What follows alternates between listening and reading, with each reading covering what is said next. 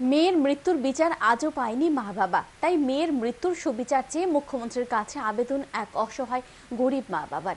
৮ থেকে ১০ বছর আগে সূর্যমণিনগর বিধানসভার অন্তর্গত মধুবন ঝড়ঝরিয়া এলাকার মতিলাল সরকারের মেয়ে অনুমতি সরকারকে কমলাসাগর বিধানসভার অন্তর্গত মধুপুর ব্রজেন্দ্রনগর গোডাউন সংলগ্ন নির্মল চৌধুরীর ছেলে চন্দন চৌধুরীর সাথে সামাজিকভাবে বিবাহ হয়েছিল। বিয়ের পর তাদের সংসারে এক পুত্র এবং এক কন্যা সন্তানের জন্ম হয়।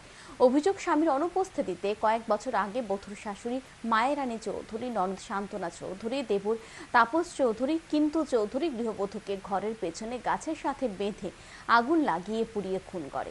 বধূর বাবা মতিলাল সরকার মধুপুর থানায় অভিযুক্ত শাশুড়ি সহ দেবরদের বিরুদ্ধে লিখিত আকারে খুনের মামলা দায়ের করে। মামলা নথিভুক্ত হওয়ার পর তাপস চৌধুরী বেশ কয়েক মাস জেল হেফাজতেও ছিল, পরে ছাড়া পায় জামিনে।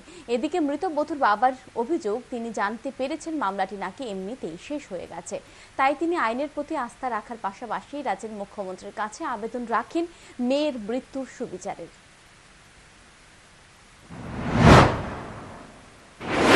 আমরা তো পুলিশের লোকজন দিচ্ছেন, ডাইরেক্ট মেয়ের কাছে গেছি, যাই দেখলাম বিকাশের তো নিজের অত বন্ধু হয়েছি, কি করুম নিরুপায়, আর কোনো কিছু করতে পারতেছি না।